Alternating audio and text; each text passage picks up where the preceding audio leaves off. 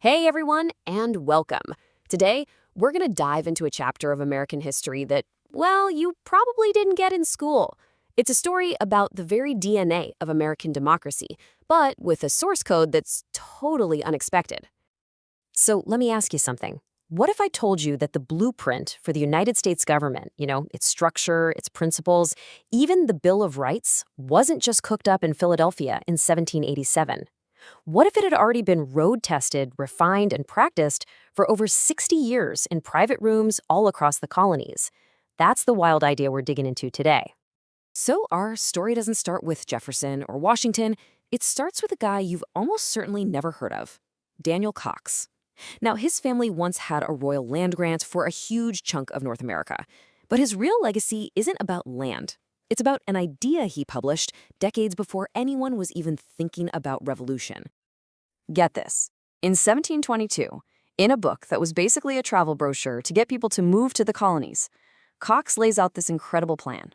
He looked at the English colonies and saw this bickering, stubborn group that would never unite against threats from Spain or France. His solution? A union of the colonies, with a representative assembly and a national leader. If that sounds eerily familiar, well, yeah, it should. So where in the world did Coxe get this idea for a federal system? Well, pretty much from his day job. By 1731, he was named the Provincial Grand Master of North America, basically the top Freemason in the colonies. His job was to bring all these independent Masonic lodges together under one single governing body, a Grand Lodge. He was already running a mini federal system, and he just saw how that same model could work for the colonies themselves. Now, Coxe's plan didn't just pop out of nowhere. It actually grew out of this really unique environment that was popping up all over the colonies, the Masonic Lodge. Behind their closed doors, these groups were practicing something truly revolutionary, whether they even realized it at the time or not. Historian Margaret Jacob just nails it here. The lodges were like these practical training grounds. They were these spaces where guys from totally different backgrounds, shopkeepers, farmers, lawyers, were all learning the basic skills of governing themselves. This wasn't a theory. This was hands-on practice. And just think about what that really meant back then. In a world with a super strict social ladder, here you had men learning to debate ideas respectfully. They held actual elections for their own officers, they managed their own money through dues, and this is a big one, they had to leave their religious and political squabbles at the door. It was, for all intents and purposes, democracy in miniature. And this brings us to maybe the most direct, most shocking piece of evidence of all. See, long before the Founding Fathers ever met up to write the U.S. Constitution, the Freemasons already had their own. And the parallels are, well, they're just astonishing. Let's just put this on a timeline for a second, because the dates are kind of wild. In 1723, a guy named Dr. James Anderson publishes the official rulebook for the Grand Lodge of England. It's known as Anderson's Constitutions, and it laid out a whole system of government. And this was a full 64 years, more than half a century, before the delegates ever sat down in Philadelphia. I mean, look at how similar these documents are. Anderson's Constitutions laid out a representative government, where the leaders of each lodge acted as delegates for their members. It had a way to impeach the top guy, the Grand Master, if he abused his power. It had a clear process for making amendments, and it demanded everyone be accountable for the money. This wasn't just a rulebook for a club. It was a functioning blueprint for a federal republic. And this really shows one of the most radical ideas of all, voting.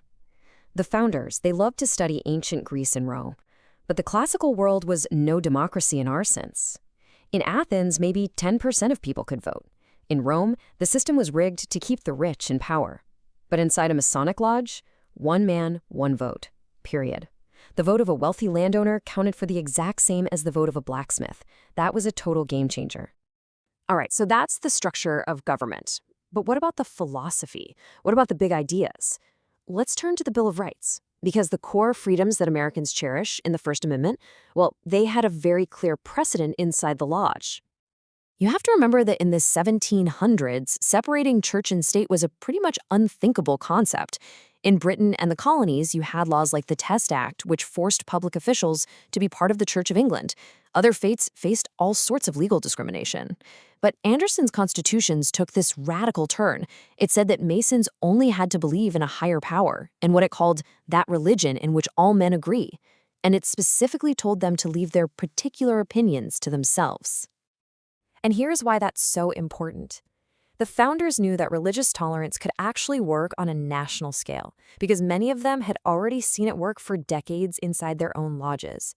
They'd personally witnessed men of different faiths, Anglicans, Quakers, you name it, all meeting together in harmony. It wasn't just a theory, it was a proven system. And the parallels just keep going. Freedom of speech? That was baked right into lodge debates where any member could bring up a motion for the good of the fraternity.